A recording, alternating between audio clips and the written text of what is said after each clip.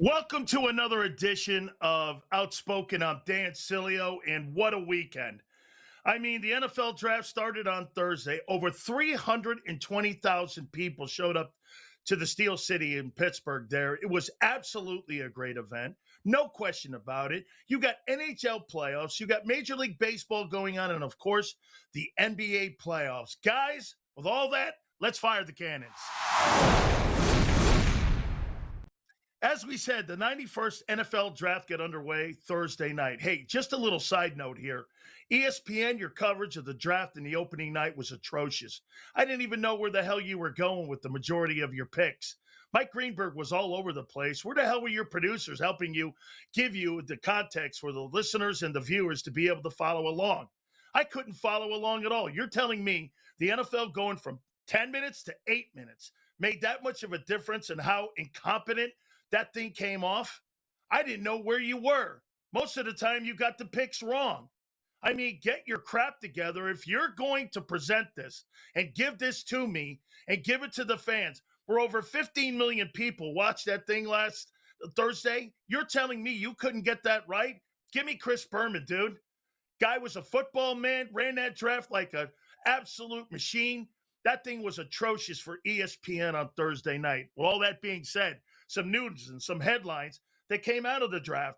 Makai Lemon, the USC wide receiver, ends up going to the Philadelphia Eagles. Eagles move up from 23 to 20 to get the talented wide receiver.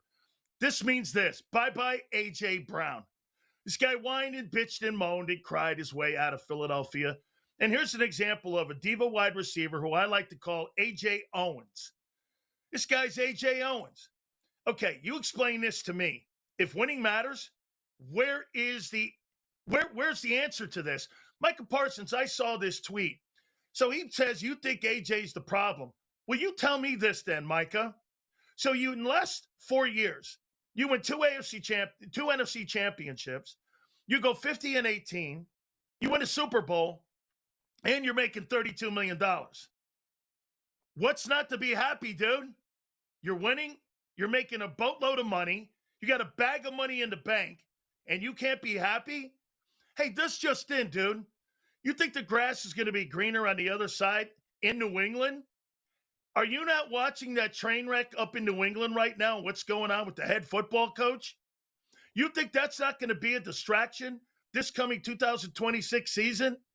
A head coach right now mired in this scandal with a former writer of the New York Times, Diana Rossini, and all of a sudden this guy's got to put his family member and all his people back together in one room to get his life back in order again. If this guy can't be loyal to his old lady, how the hell is he going to be loyal to you? You think the grass is going to be greener in New England? Bro, are you watching the storylines that are coming out with that head coach? How do you trust that? You're telling me you think it's going to be better in New England than you just had it in Philadelphia? Based on what? I mean, based on what, dude? You've had a mountain of winning. Look, I think A.J. Brown is without a doubt one of the more talented wide receivers in all of pro football. But stop your bitching, dude. When you get your way and you get a chance to go to New England, I'll say this to you, man. The grass will not be greener on the other side.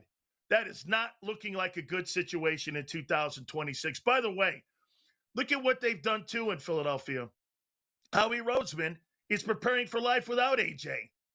Look at all these wide receivers that they've acquired and now drafted. Look at all these pass catchers that they brought in. They signed a tight end also in the second day of the NFL draft. So I'll ask you this here. I get it, AJ. I get it. The quarterback's as stiff as a passer. He is. He is one of the worst passers in pro football. The offensive rankings for the Philadelphia Eagles since he's been a starting quarterback, 29th in 2021. 9th, which was great in 22 when he was a weapon and he was an RPO guy. 16th in 2023. When they won the Super Bowl, they were 29th in passing. And this past season, they were 23rd. I get it. The passing offense is terrible. And I get why you want out. The quarterback's not good enough. But give me a break, dude. Speaking of New England. So Why in God's name is it important for me to know that Mike Vrabel is going to miss today's third day of the NFL draft for counseling? Are you trying to make this guy a sympathetic figure? I could care less that he's missing a day. For what? I'm supposed to go, wow, that's great. He's getting help for being a scumbag to his wife. I mean, I'm not sure what you want me to do here. Thank you for not robbing a bank. You know, I love how New England is going, well, the guy's going to be the better man. He's going to be the better dude. He's going to be the better person. These new photos that just came out too, there's more to drop. Let's face it here.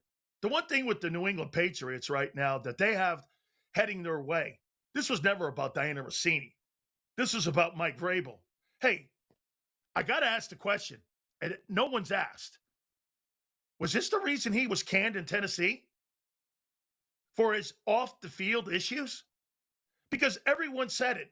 Why in God's name would the Tennessee Titans fire Mike Vrabel? A year previous, he had won the NFL Coach of the Year award. Is this why they knew skeletons behind the scenes with Mike Vrabel? I mean, hey, more to come in my opinion. Hey, so let me check this out here. I got to do this, okay? Hold on. Let me get my pen. It's April 25th, and the Phillies are 10.5 out in the National League East. Hey, the battle for the basement between the New York Mets and the Phillies, that's what we're looking at right now. It's April 25th. They're 10.5 back. Hey, Dave Dombrowski, I got great respect for you, the general manager of the Philadelphia Phillies. The guy did a great job when he was with the Miami Marlins, great job when he was obviously with the Boston Red Sox, and a great job running, of course, the Detroit Tigers. But, dude, what's going on here, man? This was a team that was supposed to contend in the National League against the Dodgers and maybe push the Dodgers. Instead, you're 10.5 out. Put that in context. And it's April 25th. The chances of you making the postseason are zero. Zero. If Rob Thompson has a job, the manager of the Phillies, by next Friday, I'll be stunned. Hey, and another note. Hey, Bryce Harper, I got to ask you this, man. When you were in Clearwater and you started moaning and crying that the general manager said they needed more out of you, you're hitting 258. You're hitting 258. Ever since you've been a Philly, you've been one of the better Phillies of all time. But I'll say this to you, man, that 10-year contract at over $330 million that you signed, the back end of this contract right now is starting to look a little bit like Albert Pujols' contract when Albert Pujols went to the Anaheim Angels. When he was hitting 250, 25 homers, 78 RBIs, instead of being the guy he was when he was with the St. Louis Cardinals. That's kind of looking what this is looking like here with Bryce Harper. Hey, and by the way, I always wondered this with Harper. Hey, Harper, did it ever really dawn on you the year that they got rid of you, the Washington Nationals? The next year they won the World Series. What kind of leader are you, bro? They asked you in Clearwater to lead this baseball team. You're 10.5 back. 10.5 back. And it's April 25th. Insane. All right. My great friends at Morgan & Morgan, the number one injury law firm in all of America for a reason. John and Ultima Morgan started this company over 25 years ago because John's brother got hurt on the job.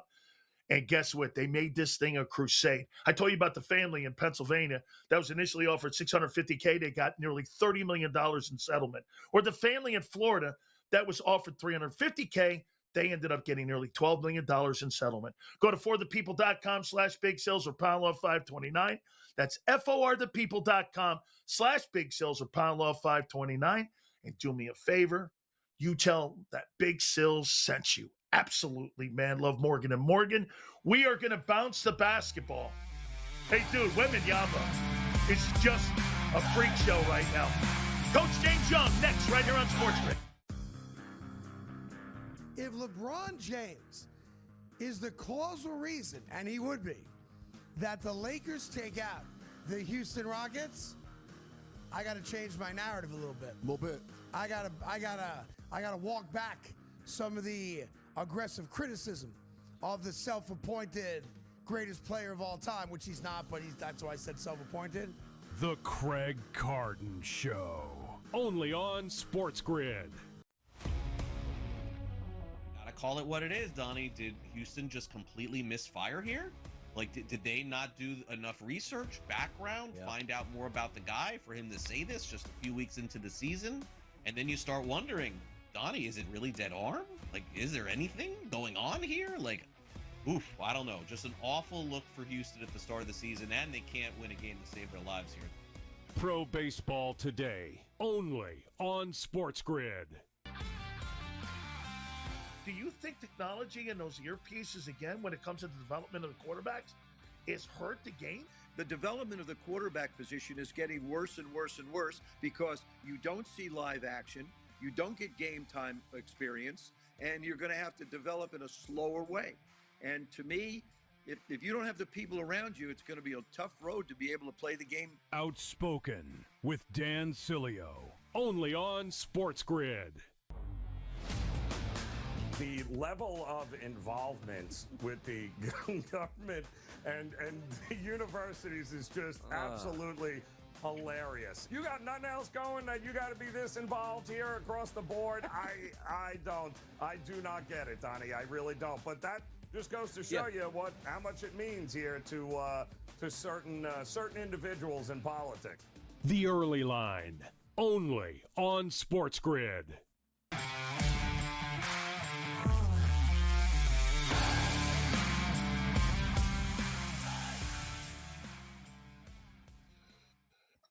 All right, folks, first and foremost, before we get to some basketball here, I want to go over the NFL draft a little bit and what went down on Thursday night. You know, one of the biggest comments that I get from people all the time, they always ask me, they'll go over to my social media account at Dan Sileo Show, and they'll ask the question, how do you think my football team did in the draft on Thursday? And how do you think they did when it comes Monday for the entire draft over the 3 rounds?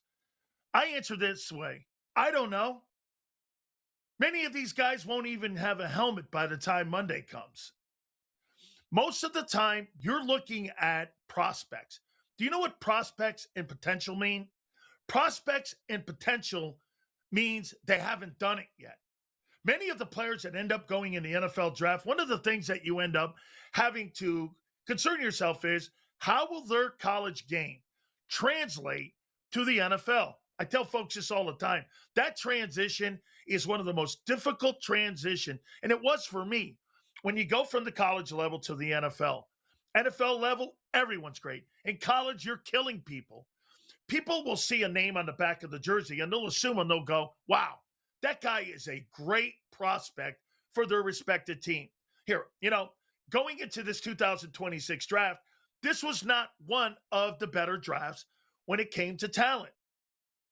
This draft here, when you look at all the guys who went in the first round, there was probably 7 or 8 to 9 guys that were really highly touted first round type players. The rest of them were all the same. I told folks this, from probably pick 10 down, you're looking from 10 to 60 as the same player. You're not going to know for 3 years what kind of football player you have. Comes to player development. And also, one of the most important things is when you get a player that gets an opportunity to go to a respected place, where you go, that matters. Take for instance, Ty Simpson. Ty Simpson didn't do anything, in my opinion, when he was at Alabama. I thought he was an okay player. I thought he was a decent player when he was at Alabama, but never showed the consistency that I thought you would look at and say that that guy was a top-flight first-round player. Not in a million years. However, he went to the combines, he elevated his draft status, and what happens? He ends up going to the Los Angeles Rams with the 13th pick. It was kind of a shocker, but a lot of people on draft night didn't like the pick. I say this to you, when you got Sean McVay and you've got the LA Rams, who have done a marvelous job when it comes to player development. Look at Jared Verse. They went into the defensive side of the football a couple of years ago. They ended up getting Brandon Fisk. They ended up adding Cameron Kitchens. They went out and traded, and they got Trent McDuffie to add to their secondary. The Rams do it right. So when you're Ty Simpson and you're going to be working with a guy like Sean McVay, this without a doubt is the best landing spot he could possibly have hoped for, because you're going with a savant that knows how to handle quarterbacks. Look at what he did years ago with Jared Goff, when Jared Goff was the number 1 overall pick. He took him when Jeff Fisher, the previous coach, could not understand how to utilize him and could not understand, again, how to get this guy and how to get this person into the best level that possible for winning games. Well, Sean McVay ends up parachuting in, and Sean McVay ends up coming in and developing that guy into being a quarterback that would win an NFC, then go on to help the Rams become a more dominant football team. Sean McVay ended up getting rid of him. He ends up going to Detroit. They bring in Matthew Stafford. Matthew Stafford had never won a game in the postseason all of his years with that decade plus when he was in Detroit. McVay gets a hold of him, cleans up his game, cleans him up in the pocket when it comes to technique, and he ends up becoming one of the better quarterbacks in NFL history and probably on his way to Canton. So you got Ty Simpson now. Ty Simpson, could he be the heir apparent? When you've got a coach like Sean McVay and you got an opportunity to be able to develop a player like this, you're going to the right place. Look at Jeremiah Love. Jeremiah Love is going to Tennessee. Tennessee, at the end of the day, doesn't really have a lot of history over the last couple of years here in developing of players. It's been a train wreck. Cam Ward a year ago was a train wreck. Now, I like the pick here. And Jeremiah Love, again, Jeremiah Love going to the Cardinals, this is going to be a position where, again, ask yourself this. Jeremiah Love goes to the Cardinals. Who in God's name have the Cardinals developed in the last 15 years? They have not. That's been an organization that has missed. They just get off of Kyler Murray. They couldn't develop that quarterback into being an elite guy. I thought he started his career off well. My point is, most of these organizations, most do not get and understand the NFL draft. You got to have player development. You got to have the right people in the building. You got Sean McVay. He's in Los Angeles. That guy's a player developer when it comes to offensive skill set players. When you're talking a team like Arizona or Tennessee, those are places you go to die. Those are the places that you go where, again, you're not looking for a player to get there and be a guy that's going to be an impact player right away, because you don't have the people in the building. And if you don't have the people in the building, you're not going to be able to utilize the draft to its best. Jeremiah Love is a damn good football player, and he was electric when he was at Notre Dame. He's kind of a version of a Bijan Robinson. But Jacoby Brissett and now Carson Beck, who they got in the 3rd round, that's how you think you're going to develop Jeremiah Love? Love going to the Cardinals, that is not a great pick. It's not a great pick for the player, because at the end of the day, you're talking more about, again, a scenario where you don't really have great player development.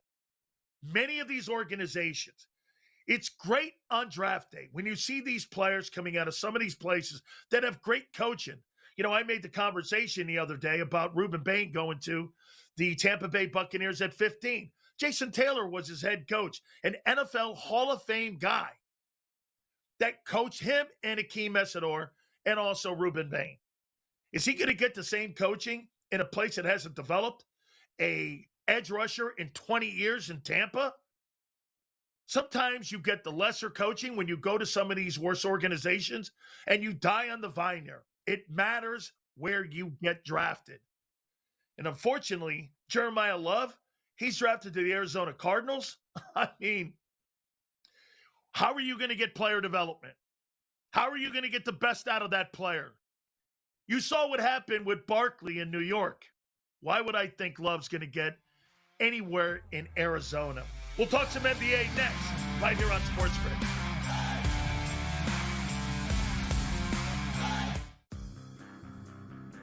If LeBron James is the causal reason, and he would be, that the Lakers take out the Houston Rockets, I got to change my narrative a little bit. A little bit. I gotta walk back some of the aggressive criticism of the self-appointed greatest player of all time, which he's not, but that's why I said self-appointed. The Craig Carton Show. Only on Sports Grid. Gotta call it what it is, Donnie. Did Houston just completely miss fire here? Like, did they not do enough research, background, find out more about the guy for him to say this just a few weeks into the season? And then you start wondering, Donnie, is it really dead arm? Like, is there anything going on here? Like, oof, I don't know. Just an awful look for Houston at the start of the season, and they can't win a game to save their lives here. Pro Baseball Today. Only on Sports Grid. Do you think technology and those earpieces, again, when it comes to the development of the quarterbacks, is hurt the game? The development of the quarterback position is getting worse and worse and worse because you don't see live action, you don't get game time experience, and you're going to have to develop in a slower way. And to me, if you don't have the people around you, it's going to be a tough road to be able to play the game. Outspoken with Dan Sileo. Only on Sports Grid. The level of involvement with the government and the universities is just absolutely hilarious. You got nothing else going that you got to be this involved here across the board? I do not get it, Donnie. I really don't. But that just goes to show you how much it means here to certain individuals in politics. The Early Line. Only on Sports Grid.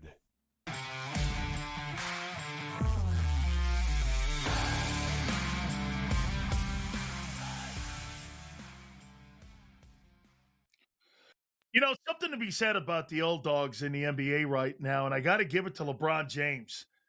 LeBron James right now, in the job that he's doing with the Los Angeles Lakers, with players not being available right now, LeBron, I mean, is just absolutely killing it. The other night, what was he? 29-13-6 against the Rockets, and he has a 3 games to love lead against Houston. I mean, look, LeBron is going out. He's on the back 9 of his career. Does he have a shot to take this basketball team all the way to the Western Conference Finals? This would be one of the great runs here. And I'll make this point about LeBron James. He is, along with Tom Brady, one of the greatest longevity players in the history of sports. You know, when you get guys that play past the age of 40, and you're seeing dominance, and you're seeing a guy that can play and give your basketball team or any team, like what Brady did when he went to the Tampa Bay Buccaneers. This is a new modern day athlete here that you see guys going past the age of 40. Give it to LeBron here. No guy in the history of the NBA has ever really done anything like this before, and make no mistake about it, man. It's incredible in what this guy's accomplished here. And I got to go to one of my favorite people. We've been going back and forth. First and foremost, I want to get his thoughts on my Canes getting 3 guys in the first round. Let's go to my friend right here, Coach James Young. How you doing, Coach?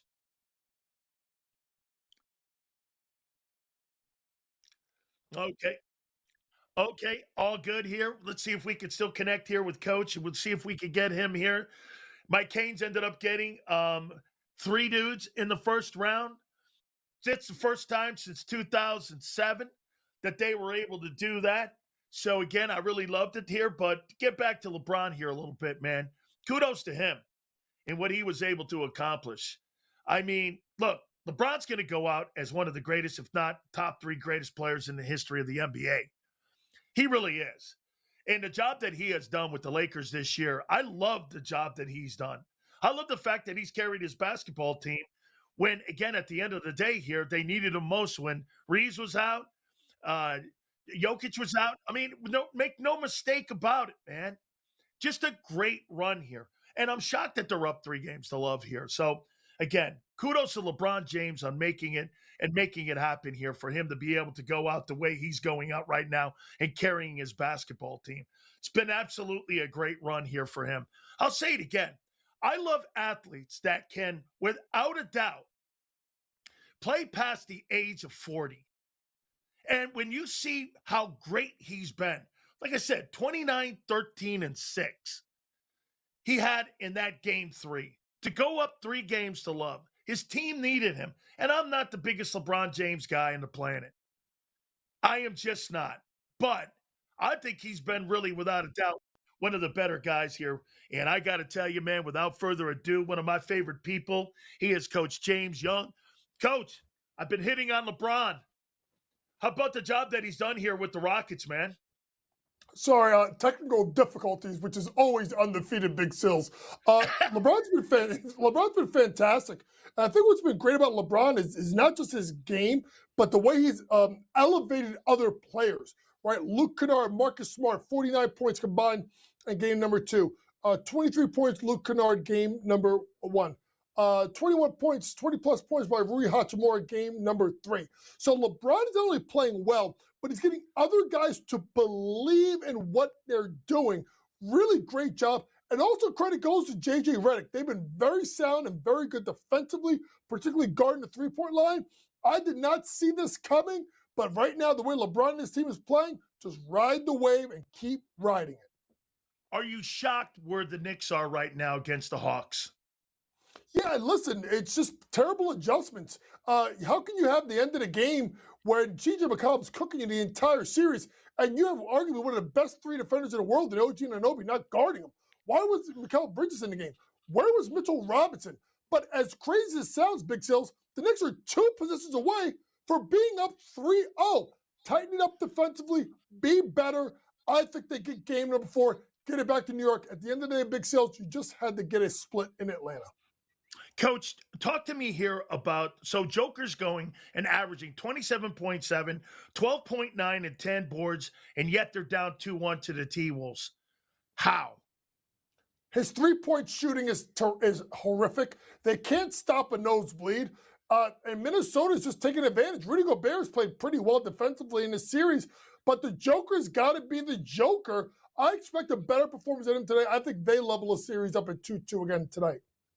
Coach, I got to tell you, man, I needed more time with you here because my Canes ended up getting 3 dudes in the first round for the first time since 2007.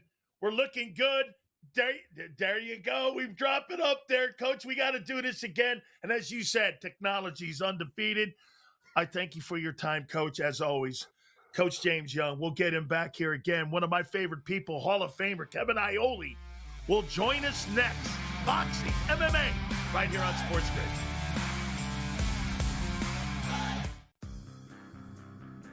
If LeBron James is the causal reason, and he would be, that the Lakers take out the Houston Rockets, I got to change my narrative a little bit. A little bit.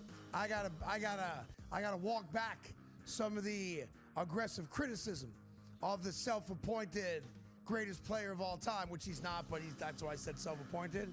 The Craig Carton Show, only on Sports Grid. Gotta call it what it is, Donnie. Did Houston just completely misfire here? Like, did they not do enough research, background, find out more about the guy for him to say this just a few weeks into the season? And then you start wondering, Donnie, is it really dead arm? Like, is there anything going on here? Like, oof, I don't know. Just an awful look for Houston at the start of the season, and they can't win a game to save their lives here. Pro Baseball Today, only on Sports Grid. Do you think technology and those earpieces, again, when it comes to the development of the quarterbacks, is hurt the game? The development of the quarterback position is getting worse and worse and worse because you don't see live action, you don't get game time experience, and you're going to have to develop in a slower way. And to me, if you don't have the people around you, it's going to be a tough road to be able to play the game. Outspoken with Dan Sileo, only on Sports Grid. The level of involvement with the government and universities is just absolutely hilarious. You got nothing else going that you got to be this involved here across the board? I do not get it, Donnie. I really don't. But that just goes to show you what much it means here to certain individuals in politics. The Early Line, only on Sports Grid.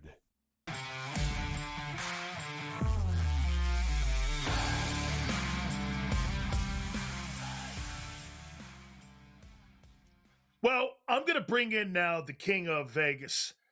And when it comes to sports, this man has, without a doubt, covered every single event that you can have the last 30 years in Las Vegas. And without Kevin Iole, who's now going into the Boxing Hall of Fame, I don't think you really have a lot of the sports world that we see it today because, again, he covered so many of these great events.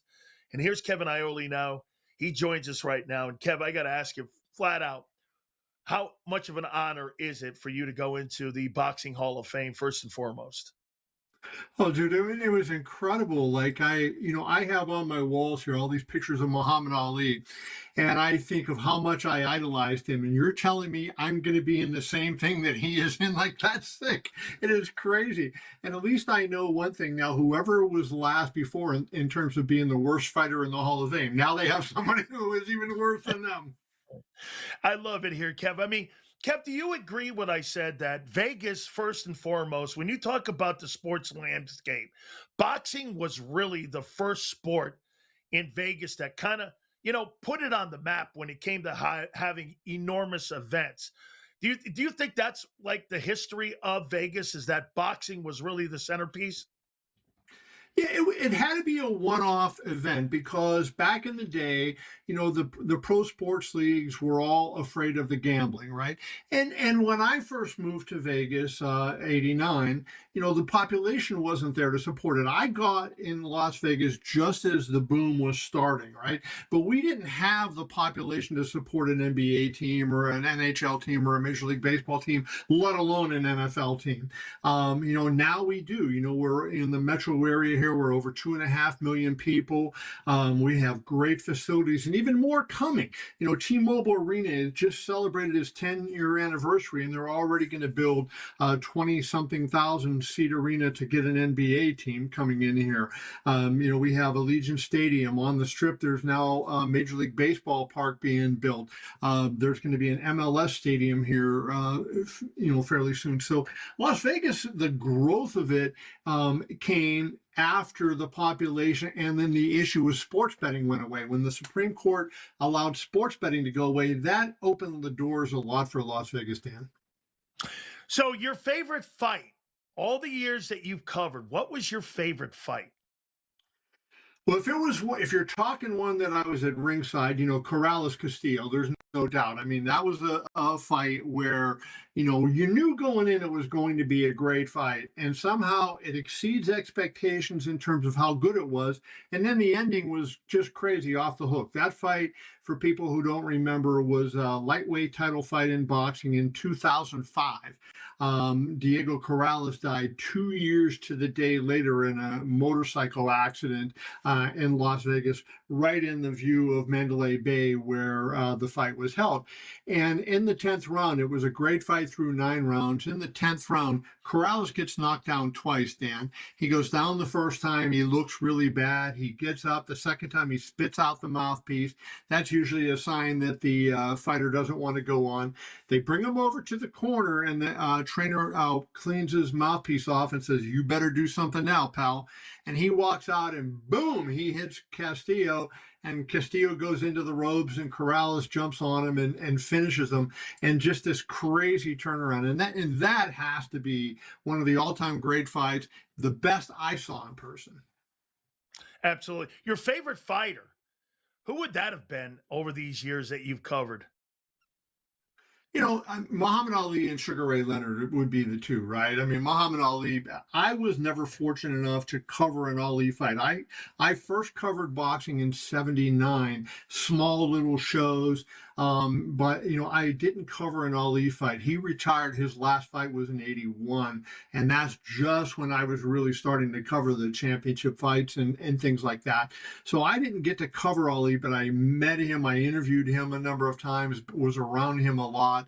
And so, it has to be Ali, right? He inspired me to love boxing. And love sports, really. Ali was such a big factor in my life. And then, Sugar Ray Leonard, too. I mean, Sugar Ray Leonard just, I think, was the guy who had the pressure, won the gold medal in the Olympics, was America's darling. You're not as old as me, but, in the 70s and early 80s, he was everywhere in terms of commercials. It wasn't just boxing, everywhere you went, you saw Sugar Ray Leonard. And so he also played a big role. And the cool thing for me is on the day in June when I'm being inducted in the Hall of Fame, he is going to be the Grand Marshal of the parade. Wow, that's going to be dope here. I lived in Vegas, and this was during a time when I really started to get to know you a lot better. Those Tyson fights. I mean, Kevin, do you think you'll ever see anything like that again? How one man could just take over a city like that with all that money, the Vegas Strip? Do you think you'll ever see anybody again ever do that in what Mike Tyson did and how he galvanized that town?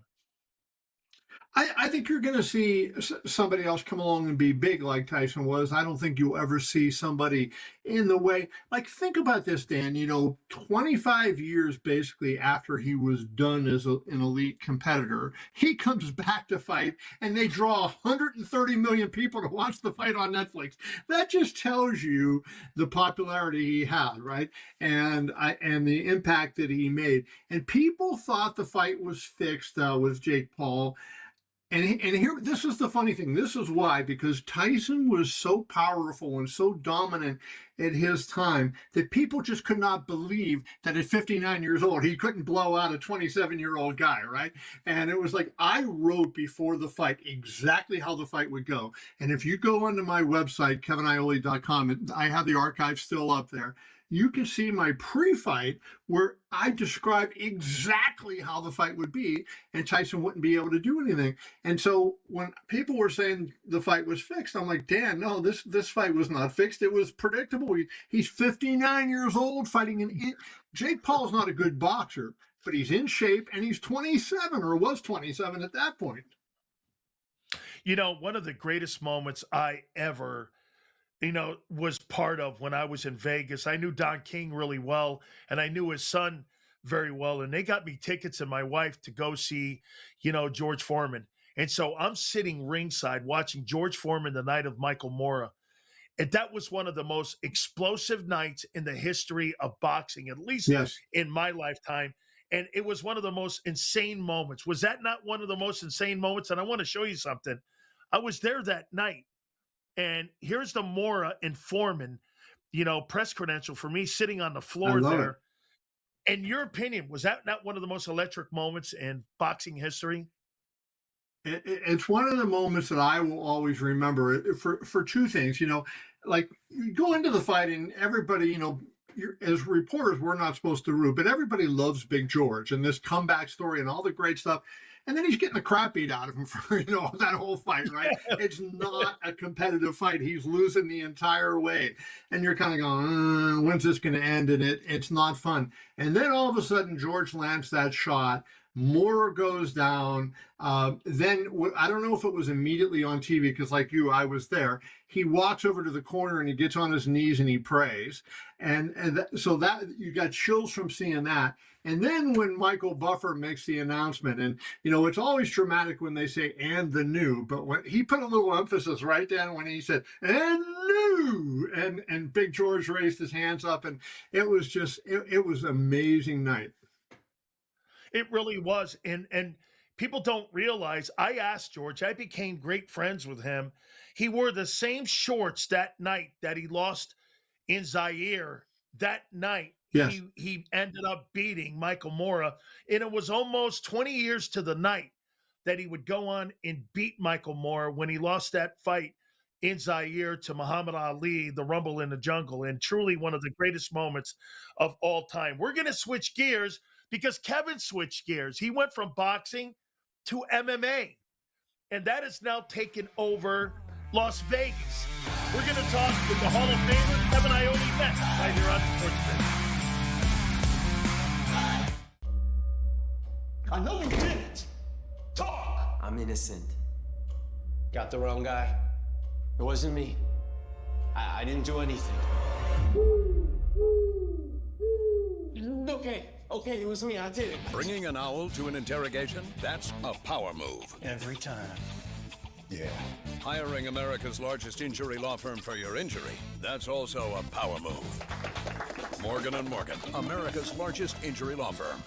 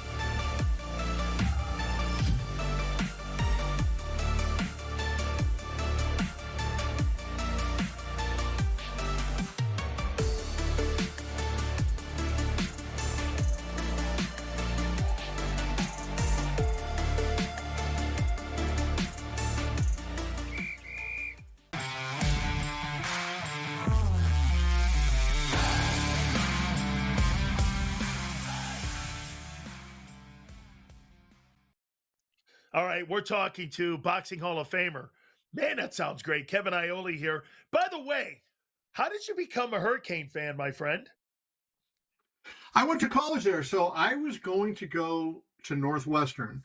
I was accepted. That's where I was going to go for journalism.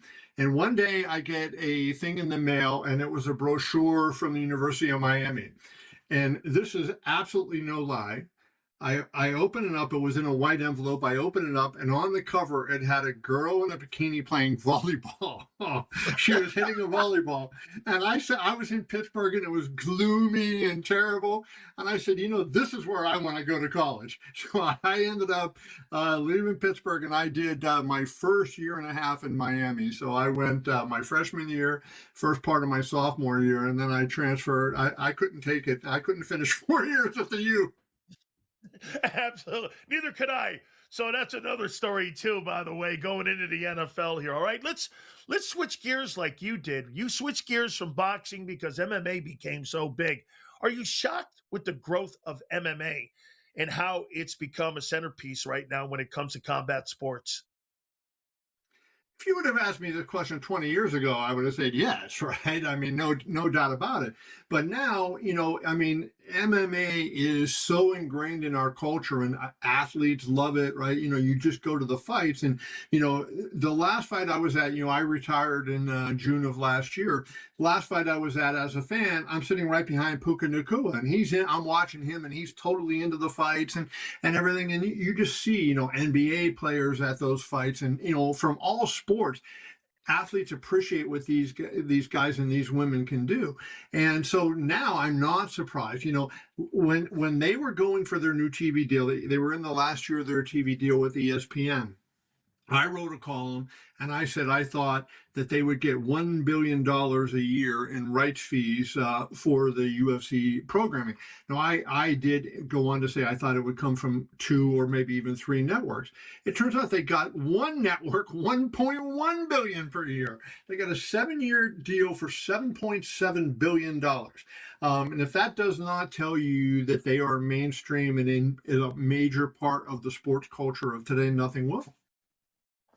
Do you put Dana White in the same conversation with Bob Arum and Don King when it comes to promoting of a sport? Because he has been the centerpiece of the growth of UFC. I mean, look at they were dying on the vine years and years ago when it came to finances. And like you just said, look at that deal that they signed. They're on, I believe, Paramount now with all the outlets that they can watch UFC now. So, I mean, do you put Dana White in that conversation? I put him above those two, and I'll tell you why I do. Dana went into a sport that did not exist, 10 years before he got into it, right? It was a sport that was on the verge of bankruptcy when he bought into it. And most people never heard of it. Like literally most people never had heard of it. And guys, when they would wrestle and do jiu-jitsu and do grappling, now everybody understands it. But back in those days, forget about understanding it. They never heard of it, so they didn't know what was going on. And I think he's better because look where he brought the UFC from. When Don had no experience. Don was a numbers runner. Right. Don was a dude in Cleveland running around to bars and getting doing numbers. And, not a lot of people, I guess, remember numbers now. But back, I grew up in Pittsburgh and that was a big thing, back there. And that was a way of life. And, so Don had a unique intro, but, he was going into a sport where Muhammad Ali was still competing. And there were it was an established sport with a lot of big stars when he went in. Same thing with Bob Arum. Both of them great promoters, legendary figures, and among the biggest figures in modern sports history. But you think of where Dana White took the UFC from and where he brought it and where it is today. I think, you say he has exceeded what they've done. Absolutely. My favorite UFC fighter is Khabib because I was an old wrestler back in the day. And anytime he got you on the ground, it was over. And he goes like this, "I'm going to kill you, boy." One of the greatest lines in the history of UFC. "I'm going to punish your boy." I mean, I love Khabib. Greatest UFC fighter ever, or do you go St. Pierre or maybe someone else?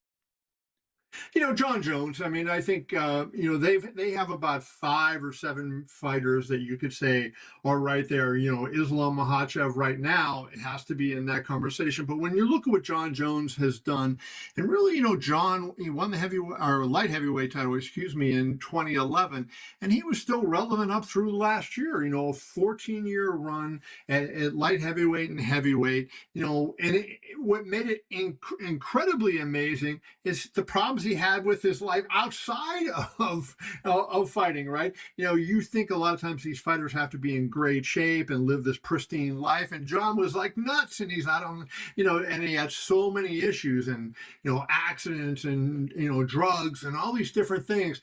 How good would he have been had he not done any of that? He's still the greatest of all time.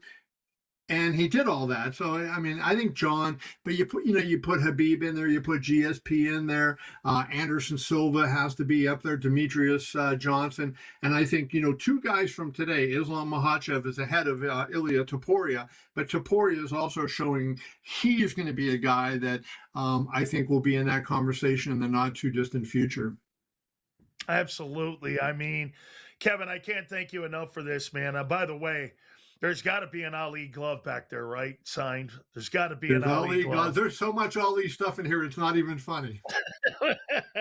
My favorite boxer, he came to the University of Miami one time, Kevin, and we all sat there, and this is back in the heyday when we were like, the U, when they were making, Billy Corgan was making those movies about us, and Ali shows up. We all just stopped practice, and there he is. The greatest. And he came over and he talked to us 30 seconds. Biggest sports celebrity in the history of American sports, Muhammad Ali. Easy. Not even a question. Hey, you know what? That's like a Hall of Famer just standing up and going, Muhammad Ali. And then you sit back down again. There's really not much to say that you could say about Muhammad. That's exactly right. I even got a picture of him with me shooting to you when I was a young kid. I mean, it's crazy. Kevin, congratulations to you on being elected to the Boxing Hall of Fame. I am so happy with our friendship. To you right here, you got to give me this right here too, because you're a Hurricane as well. There you have it right there. Congratulations. And we'll see you in the Hall of Fame. Thank you so much. Kevin Iole, Sileo says. We'll do that next. Keep it right here on Sports Grid.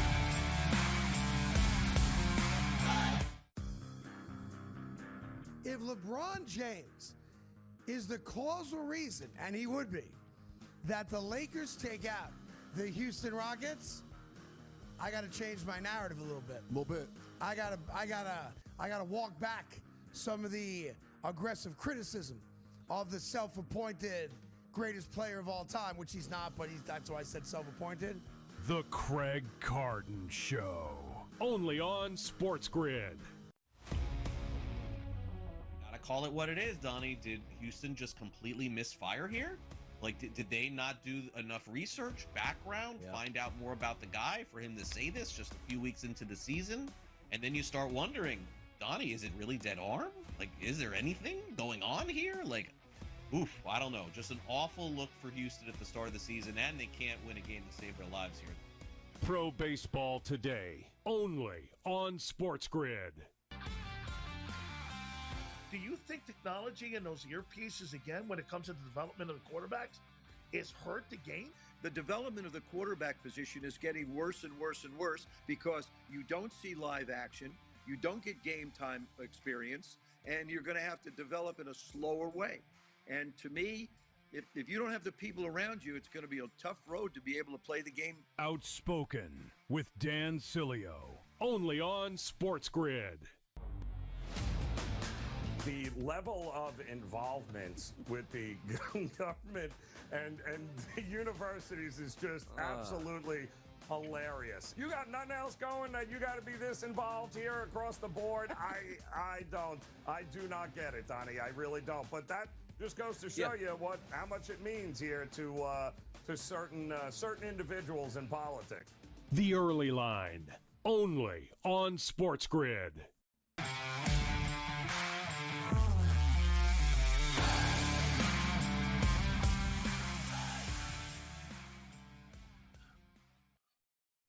All right, I don't know if I should be pissed at the NBA guys or hold them in high regard, because the NBA guy, without a doubt, every time he bitches and moans, these guys get their way.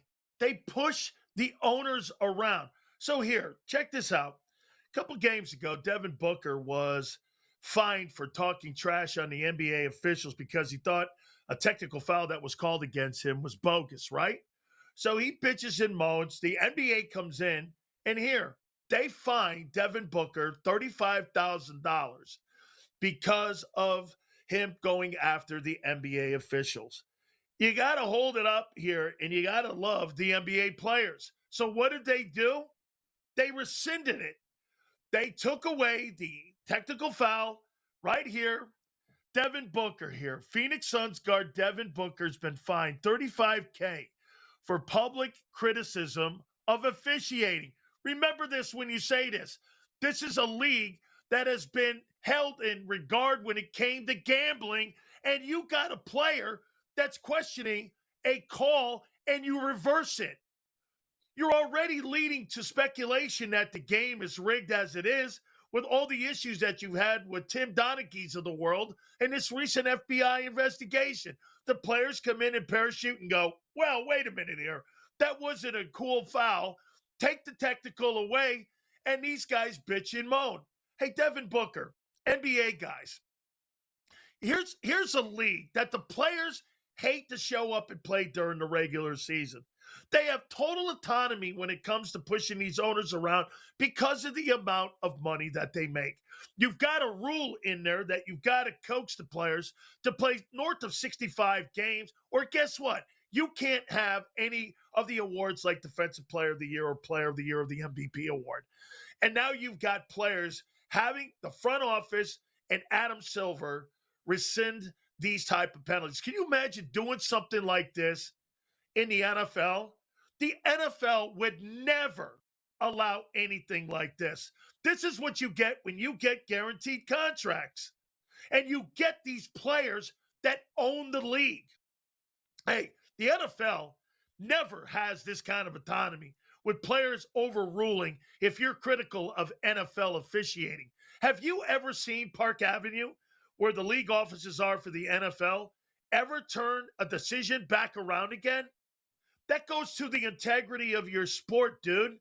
When you question an official and then the league office rescinds that and turns that around, you give more credence to people thinking your game's rigged. You give more credence to that conversation. The NFL would never go down that lane. Hey, now I'm going to go on the NBA players side. The NBA players, hey, they got a seat at the board of directors table because they've got those max contracts. You're not going to do anything to these NBA guys when you have to pay somebody $300 million. Hey, dude, you have to pay them $300 million whether you like the guy or not. NFL, they can get out of these contracts at any time. This is why they bitched and moaned about the Deshaun Watson guaranteed contracts. Here's the difference in the NFL and the NBA. You're never going to have NFL players talking trash on NFL officiating. Look at what the NFL is doing right now. They're going to bring in scab officials, and they're going to run that league coming up in 2026. Or guess what? The NFL officials that are holding out, those guys are going to be way to dodo. They're going to be gone. The NFL's not going to sit around and wait for that. And one thing the NFL player has, and he knows, you're never going to question the National Football League with the integrity of the sport. This attacks the integrity of the sport. This is not just the first thing that's ever happened here with players going back and questioning the officiating and the league rescinding and taking a knee. How many times is Adam Silver going to take a knee for the players to put the credibility back in the sport of the NBA? This has been an awful 2025-26 season for the NBA. How many times have the players made the NBA owners and the commissioner, most notably, take a knee here? Make no mistake about it. This is not a good look. And this has been something that has gone on the entire year. Kudos to the NBA players, though, and the NBA Players Association. These guys get an opportunity to push the owners around. You imagine NFL players pushing Jerry Jones around, or Bob Kraft, or any of the owners like Stan Kroenke of the Rams? You're not doing any of that. Only in the NBA can you not have to show up for work, get paid anyway, and guess what? Hey, I'm going to get my way, and I'm going to take my bat and ball, and I'm going to go, and I'm going to do whatever I feel like, whether you like it or not. Hey, man, kudos to them for making this happen, because you know why? The NBA owners, they're weak. The NFL owners, that's why they got the best TV contracts on the planet. Rob Donaldson, we're going to talk some Major League Baseball. Hour number 2, next, right here on Sports. If LeBron James is the causal reason, and he would be, that the Lakers take out the Houston Rockets, I got to change my narrative a little bit. A little bit. I gotta walk back some of the aggressive criticism of the self-appointed greatest player of all time, which he's not, but that's why I said self-appointed. The Craig Carton Show, only on Sports Grid. Gotta call it what it is, Donnie. Did Houston just completely misfire here? Like, did they not do enough research, background, find out more about the guy for him to say this just a few weeks into the season? And then you start wondering, Donnie, is it really dead arm? Like, is there anything going on here? Like, oof, I don't know. Just an awful look for Houston at the start of the season, and they can't win a game to save their lives here. Pro Baseball Today, only on Sports Grid. Do you think technology and those earpieces, again, when it comes to the development of the quarterbacks, is hurt the game? The development of the quarterback position is getting worse and worse and worse because you don't see live action, you don't get game time experience, and you're going to have to develop in a slower way. And to me, if you don't have the people around you, it's going to be a tough road to be able to play the game. Outspoken with Dan Sileo, only on Sports Grid. The level of involvement with the government and universities is just absolutely hilarious. You got nothing else going that you got to be this involved here across the board? I do not get it, Donnie. I really don't. But that just goes to show you how much it means here to certain individuals in politics. The Early Line, only on Sports Grid.